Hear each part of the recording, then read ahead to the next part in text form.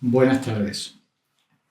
Mi intención con esta charla es muy sencilla. Se trata de ordenar algunos conceptos y algunas ideas, consciente como soy de la influencia que ha tenido gran parte del pensamiento y del lenguaje de la filosofía de Oriente en nuestro mundo occidental, y de cómo en gran medida muchos de estos conceptos y de estas ideas que se han introducido casi en nuestra vida cotidiana han ido perdiendo su significado, perdiendo su riqueza y profundidad.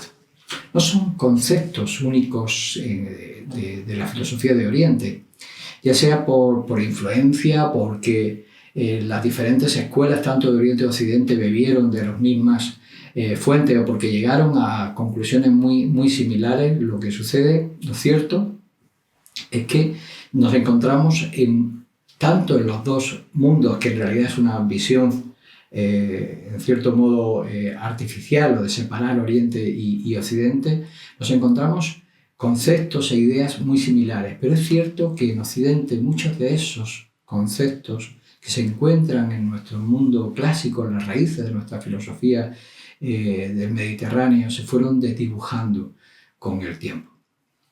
Aunque podría haber elegido muchos más, hemos elegido 6, porque de alguna forma me parece que son de los más significativos y tampoco podíamos alargar esta charla indefinidamente.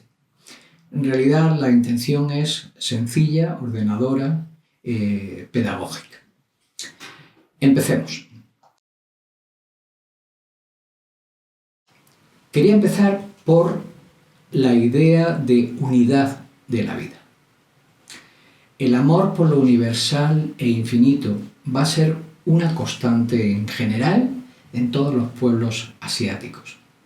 La idea del universo es la de una unidad armoniosa, donde todo está relacionado y se corresponde. Para el pensamiento más arcaico de la India, expresado en los Vedas y en los Upanishads, el universo surge de Parabrahman, el Dios absoluto, como una exhalación, una manifestación de su misteriosa naturaleza. Y a él volverá todo ese universo que de él ha surgido, de nuevo a formar parte de esa unidad, desapareciendo, en realidad resumiéndose nuevamente en él. En general, en Oriente no se separa la idea del creador de la creación.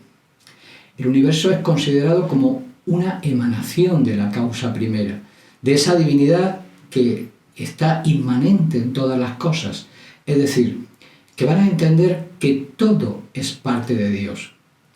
Pero a la vez, esa causa primera es trascendente. O sea, que permanece, que hay algo de esa divinidad, de esa causa primera que está más allá de todo lo manifestado.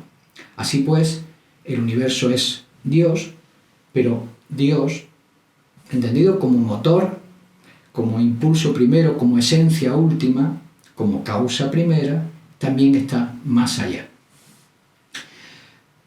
La manifestación de este universo comenzará por una primera dualidad, expresada a través de los conceptos de Purusha y Prakriti, el espíritu y la forma, y que luego irán multiplicándose en las infinitas expresiones de vida, de su combinación en diferentes esferas o dimensiones de la realidad, desde las más cercanas a esa esencia divina hasta las formas más materiales. La idea sería la de una especie de rueda con círculos concéntricos a través de cuyos radios se manifiesta esa esencia divina. El universo es, pues, uno, pero múltiple a la vez, pues expresándose en infinitas formas de vida, todas son expresión de una vida una.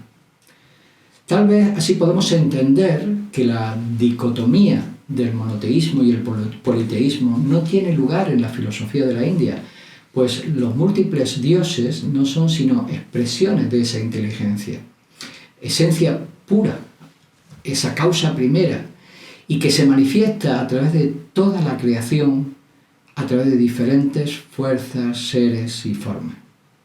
Así, todo surge de Brahma. Todo volverá, a su vez, a esa unidad en una escala ascendente de conciencia. Esta idea de unidad de todo lo existente se expresa en un respeto por todos los seres vivos. Es precisamente lo que está detrás de ese amor infinito, de esa compasión infinita por todo lo viviente que vemos expresarse en los comportamientos de la India. Y está detrás de ese sentido de una gran fraternidad universal entre los seres humanos, pues es considerado que todos los seres humanos somos expresión de esa divinidad una. Y aunque cada uno se encuentre en un momento distinto de su propia evolución interior, todos los seres merecen el reconocimiento de su condición espiritual.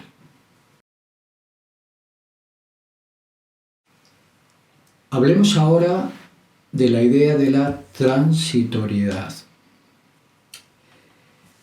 En esta unidad armónica de la vida emanada de la divinidad, única realidad que realmente es y permanece en la eternidad, todo lo que está manifestado fluye y se transforma, aunque lo hace dentro de un orden armónico. Todo está en cambio y todo ese cambio es continua transformación y evolución, impulsada por leyes naturales donde no hay casualidad ni azar. No porque las cosas estén predeterminadas, sino porque el flujo de la vida lo hace por leyes que aseguran el orden natural y el retorno final a la unidad. Todo está en continuo cambio. Nada permanece.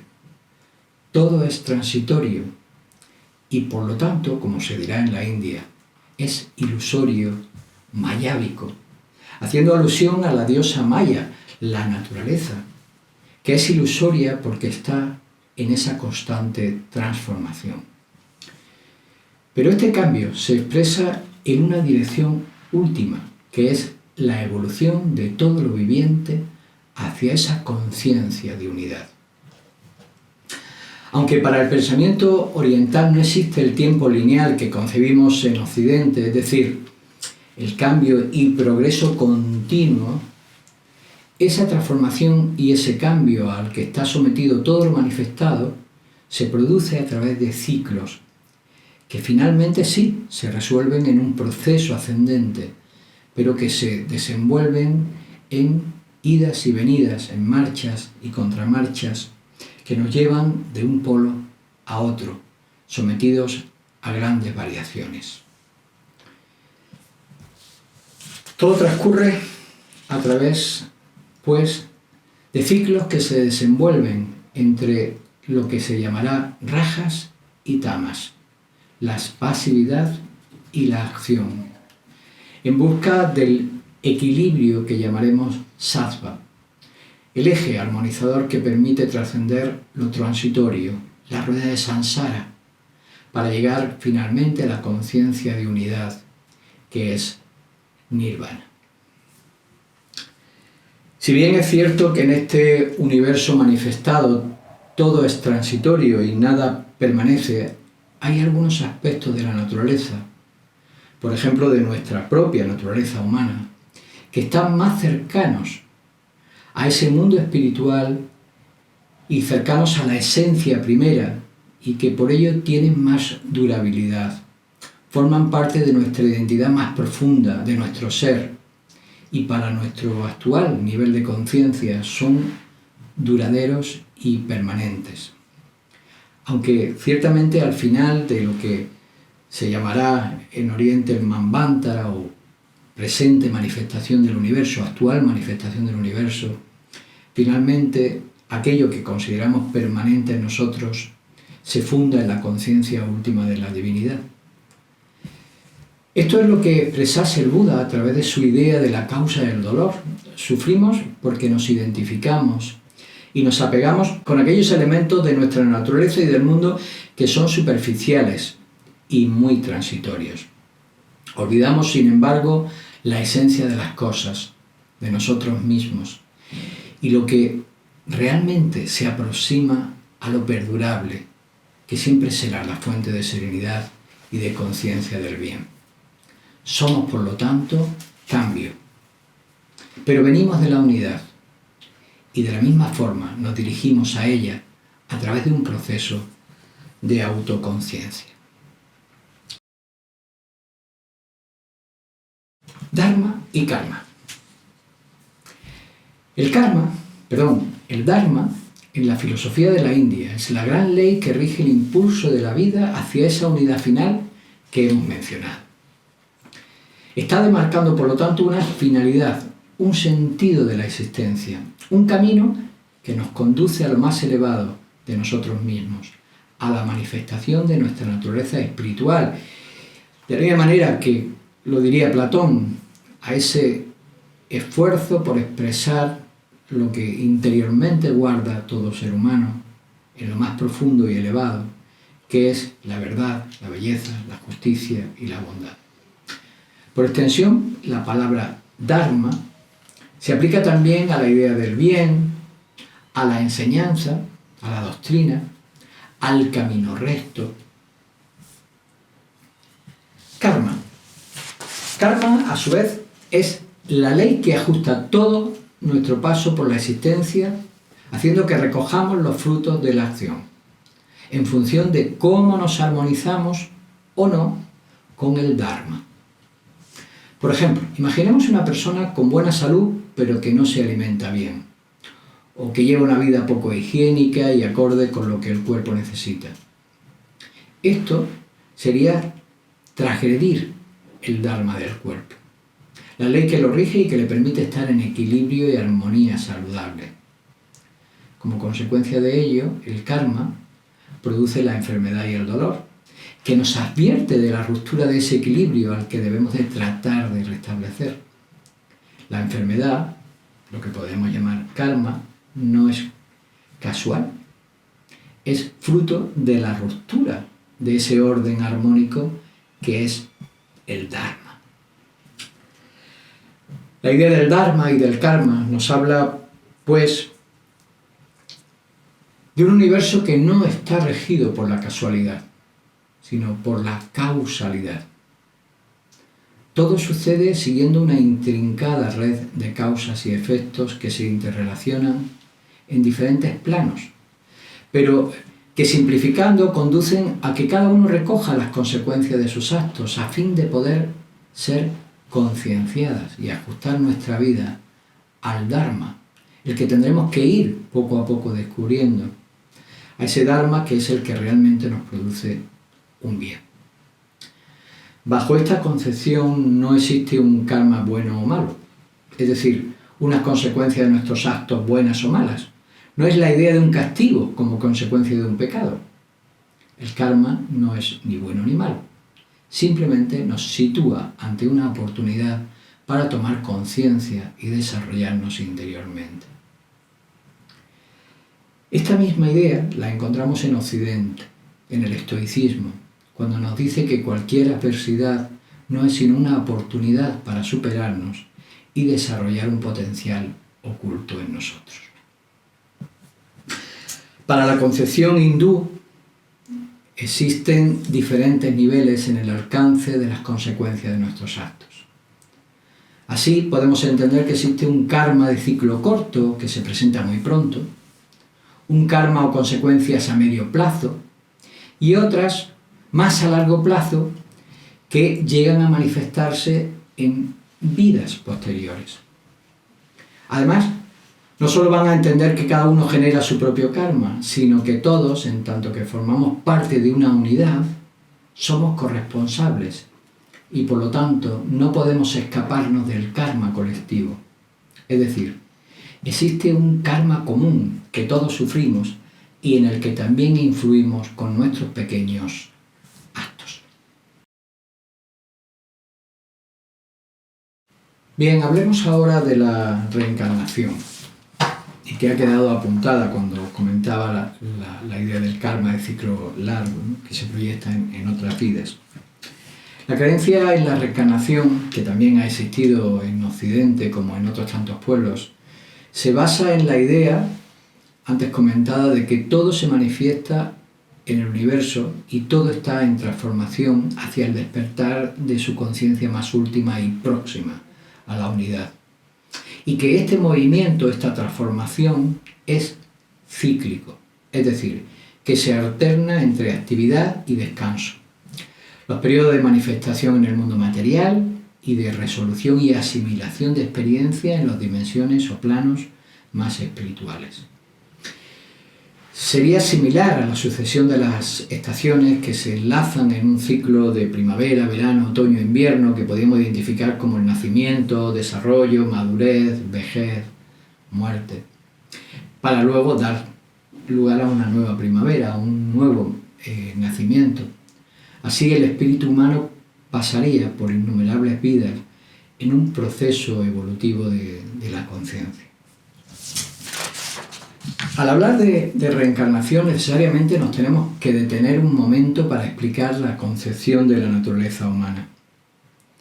Esta es considerada pluridimensional, es decir, que nuestro espíritu, emanado de la divinidad y sumergido en la manifestación, se expresa a través de varios vehículos que van desde un cuerpo material, una vitalidad, un mundo emocional y una mente tras la cual va a expresarse nuestra naturaleza más superior o Atma Buddhi, llamado en India. Según la idea de la reencarnación, lo que mueren son los aspectos inferiores de nuestra naturaleza, permaneciendo, sin embargo, nuestro ser superior de una vida a otra. Este ser superior es el que debe ser despertado a fin de activar la conciencia de nuestra propia inmortalidad, que nos une a esa conciencia una de Dios y del universo.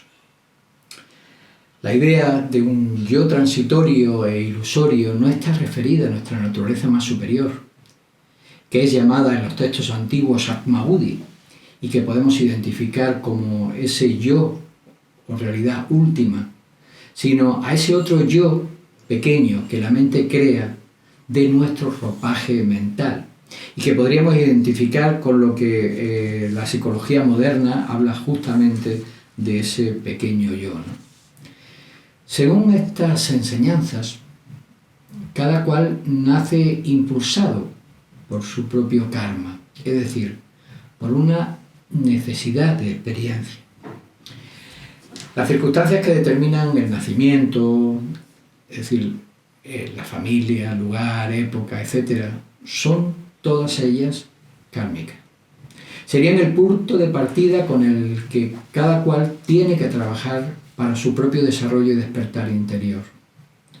O abandonarse y dejarse arrastrar sin voluntad ni dirección, a merced de las circunstancias, en cuyo caso no habría ni crecimiento ni despertar de la conciencia.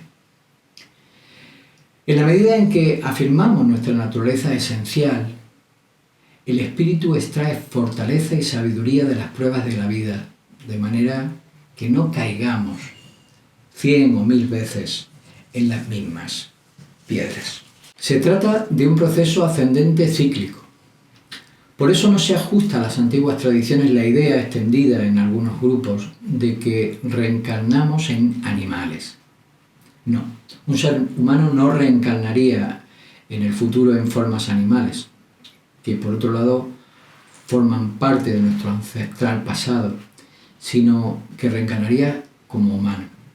Esto significa que cada encarnación, esto no significa que cada encarnación vaya a ser mejor a la anterior en términos materiales o de menos dificultades, pero sí que aquello que no superamos realmente tendrá que volver a ser enfrentado.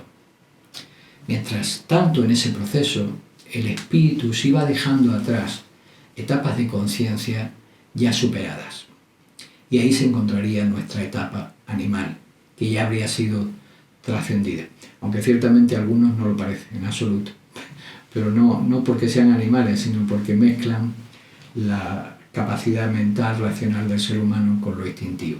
Cosa que los animales no harán, porque no tienen esa capacidad racional. Siempre me resultó muy útil para explicar el tema de la reencarnación, el explicarlo en términos escolares. Vamos superando cursos y a veces repetimos, ¿no? Como un chaval en el colegio. Y además cada año, tras el descanso vacacional, pues tenemos que reactualizar en el nuevo curso algunas de las muchas enseñanzas que se suponía que teníamos aprendidas, pero que hay que volver a recordar, ¿no? También me ha parecido interesante, cuando la aprendí, la idea del teatro del mundo.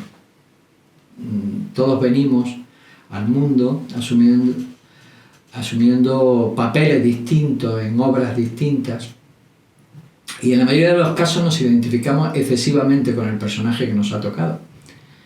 Pero ultérrimamente lo más importante es la realización del actor que está detrás de cada uno de esos papeles, ¿no? Y que unas veces nos tocará de ser rey y otras veces tal vez de mendigo.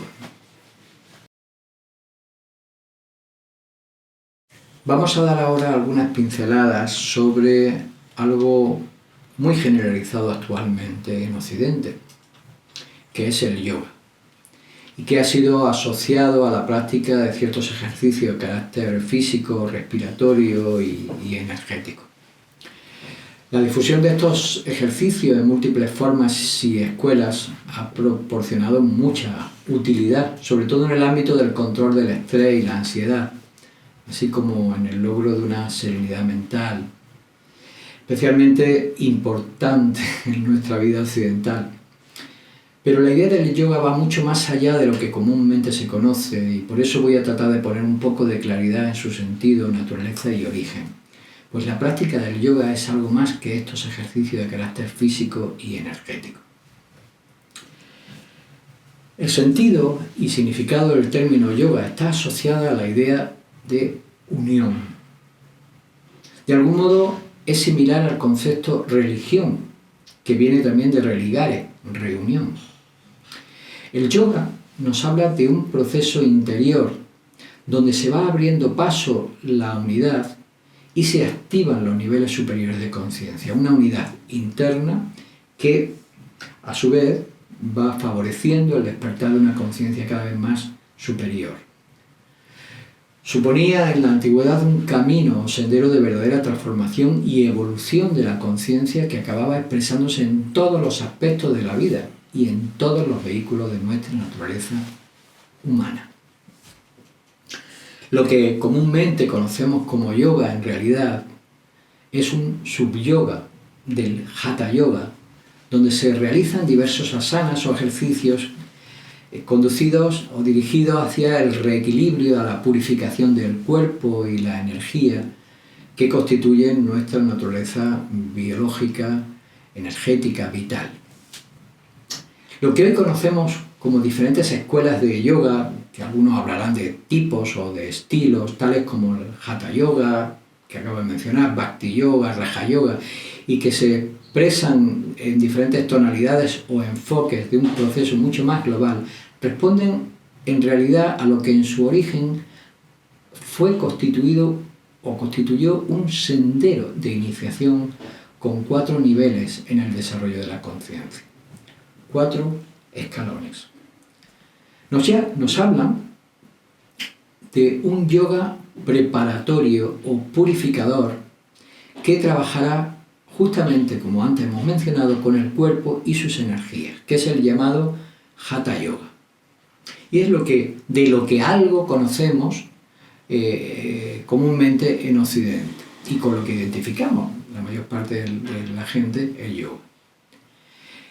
El primer nivel ya de ascenso en esa escala del yoga estaría en el Karma Yoga, que nos habla del yoga de la recta-acción, el yoga del servicio, del trabajo interesado por amor a la humanidad y por deber, a su vez, a nosotros mismos, a nuestra propia conciencia. Un segundo nivel sería el Bhakti Yoga. El Bhakti Yoga añade al nivel anterior del Karma Yoga, del servicio y del trabajo desinteresado, un grado más: el control del deseo y las emociones en aras del despertar de los sentimientos elevados y el verdadero amor universal. Este yoga es tradicionalmente conocido como el yoga de la devoción. El tercero es el Jnani Yoga, el sendero del conocimiento que busca el dominio de la mente dual y analítica en aras de una mente armonizadora y global que conduce a la verdadera sabiduría. Y por último, el más elevado de todos, el Raja Yoga, y que no debemos confundir con las actuales escuelas de meditación Raja Yoga, supone la realización completa de la condición humana, el despertar del poder de la voluntad superior, que es el impulso más poderoso de realización del ser, y que armoniza plenamente los vehículos físico, energético, emocional y mental del ser humano. Al igual que la filosofía clásica de las escuelas griegas y romanas, la filosofía de Oriente no se conforma con darnos explicaciones de cómo considera que es el mundo, sino que pretende darnos herramientas para que podamos integrarnos plenamente en él. No se trata tan solo de explicar sus leyes, sino de que nos acompasemos con ellas. El yoga es considerado, por tanto, un proceso de elevación y unificación de la conciencia que, trabajando con la armonía y unidad interior, busca fundirse con la unidad misma del universo, a través de lo que podemos entender como una conciencia universal o cósmica. Pero este tipo de conciencia se abre paso muy lentamente, pues la unidad con el todo pasa inexorablemente por la unidad con la vida, con los seres que nos rodean, con nosotros mismos.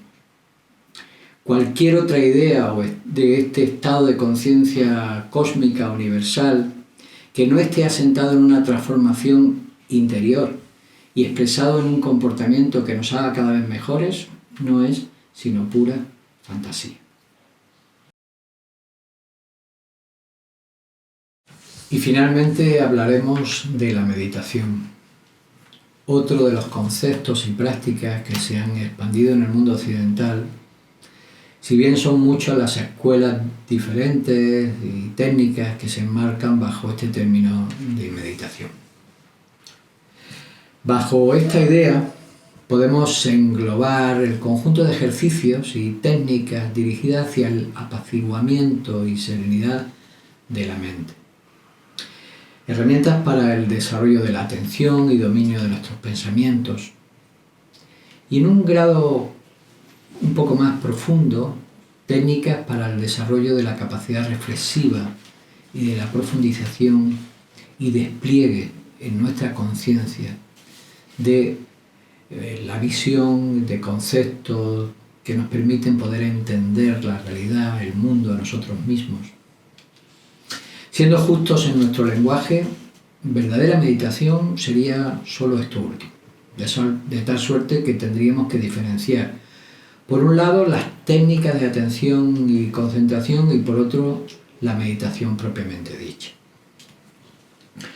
Los ejercicios de atención y concentración que muchos han llegado a nuestros días y a nuestro mundo occidental constituyen una reeducación técnica de la mente inferior, que tiene una naturaleza muy indómita y fluctuante, para tratar de hacerla obediente al yo superior y lograr que deje de revolotear de aquí para allá.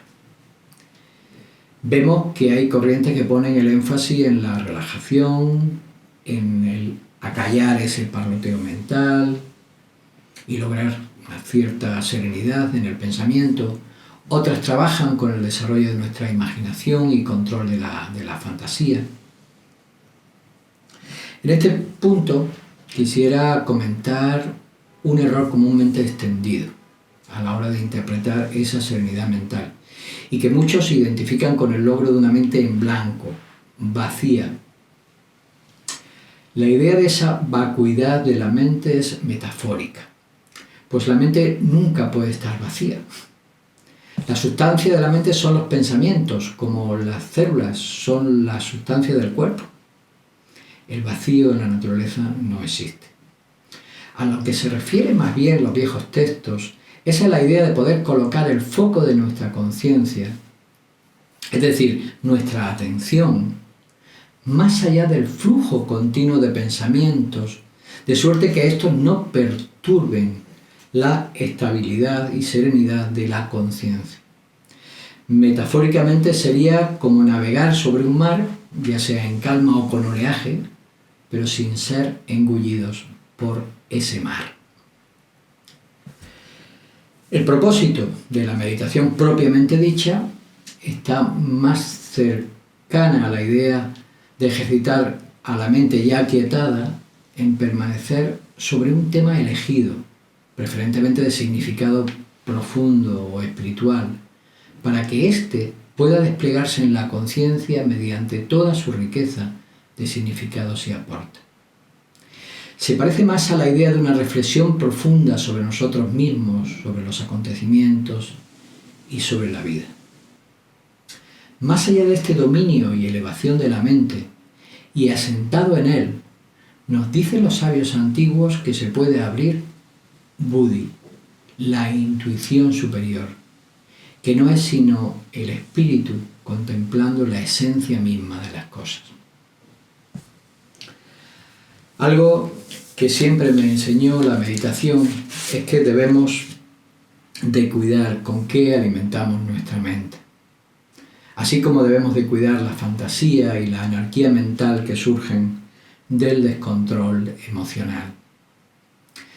También me enseñó que además de los múltiples ejercicios de desarrollo de la atención, la concentración y la imaginación, es muy bueno cultivar la reflexión-meditación a través de la lectura enriquecedora.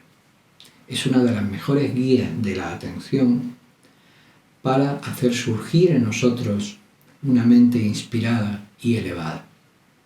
Y también me enseñó que la meditación ha de sacarse del ámbito del espacio aislado y en intimidad para convertirse en una capacidad de dar sentido y profundidad a lo que hacemos cuando lo estamos haciendo. Es decir, convertir la meditación en una recta acción conducida por un recto pensamiento. Y finalmente llegamos al fin de nuestra charla, que no pretendía abordar exhaustivamente estos temas tan bellos y profundos, sino dar una visión clara y sintética que nos permita ordenar ideas y adentrarnos en el camino filosófico del arte de vivir. Ciertamente las viejas enseñanzas filosóficas, tanto de Oriente como de Occidente, suponen una verdadera fuente de sabiduría e inspiración para el auténtico filósofo. Aquel que quiere dotar a su vida de sentido y oportunidades de desarrollo interior, además de contribuir a poner en el mundo un poco de profundidad humana, de belleza y de bondad. Esta es la propuesta de esta escuela de filosofía viva que se llama Nueva Acrópolis. Muchas gracias.